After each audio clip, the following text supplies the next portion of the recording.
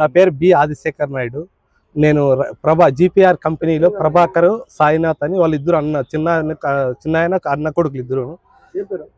GPR తండ్రి కొడుకు ఇద్దరు, గంగినేని ప్రభాకర్, గంగినేని సాయినాథ్.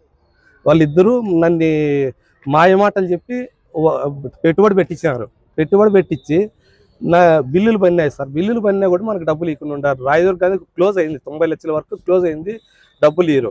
అదే మళ్ళీ రాయదుర్గం దగ్గర అది అయిపోతుంది. పెండ్లిమారి అని కడప జిల్లా, పెండ్లిమారి దగ్గర 4.5 కోటి వరకు ఇచ్చి ఆడ మొత్తం పెట్టుబడి అంతా నన్ను పెట్టించినారు. మళ్ళీ డబ్బులు అడిగితే ఇస్తామని కూడా ఇట్లా 6 సంవత్సరాలు అయింది సార్. నేను దీని గుండా మన ఎస్పీ సార్కి కంప్లైంట్ ఇచ్చిన, స్పందనలో 5 సంవత్సరాలు ఇచ్చాను సార్. అట్లా సార్ అయితే చెప్పినాడు, ధర్మం ప్రకారము ఇదేదో చేయండి, న్యాయం చేయండి, పిల్లోడు చాలా సార్లు వచ్చినాడని మొన్న కూడా చెప్పినాడు సార్.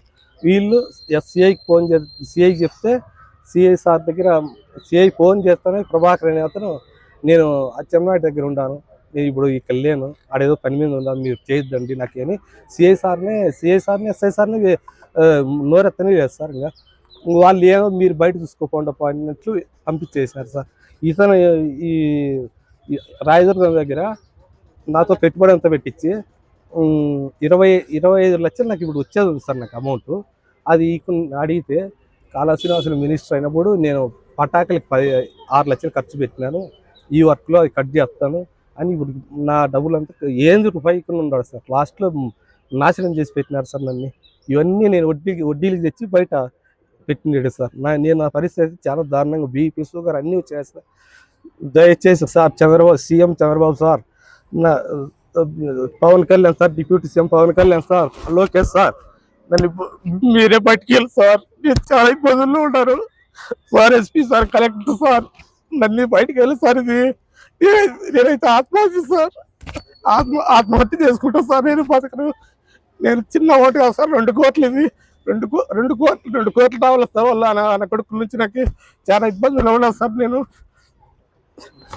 5 సంవత్సరాలు అయింది సార్ వర్కులు చేసి, డబ్బులు ఇవ్వకుండా మమ్మల్ని సతాయిస్తున్నారు. వచ్చినప్పుడల్లా 2-3 నెలలకు అడ్డం వర్క్ డబ్బులు సార్. RWS వాటర్ ట్యాంకులు పైప్ లైన్ వర్క్ చేపించినారు సార్.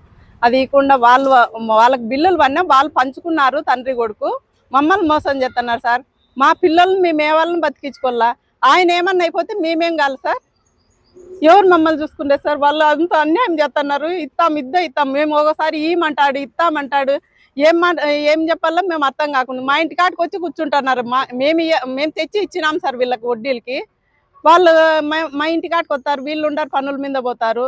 మీరు చెప్పండి అమ్మా అని ఇండ్లు ఎత్తుకుంటారు. కొంతమంది మెసేజ్లు పెడతారు, మీరు చెప్పి డబ్బులు ఇప్పిండి వాళ్ళతో, మగవాళ్ళతోనూ, మీరు ఇంట్లో ఎట్లున్నారు అని అంటున్నారు సార్. మాకు ఎలాగైనా న్యాయం చేయండి సార్.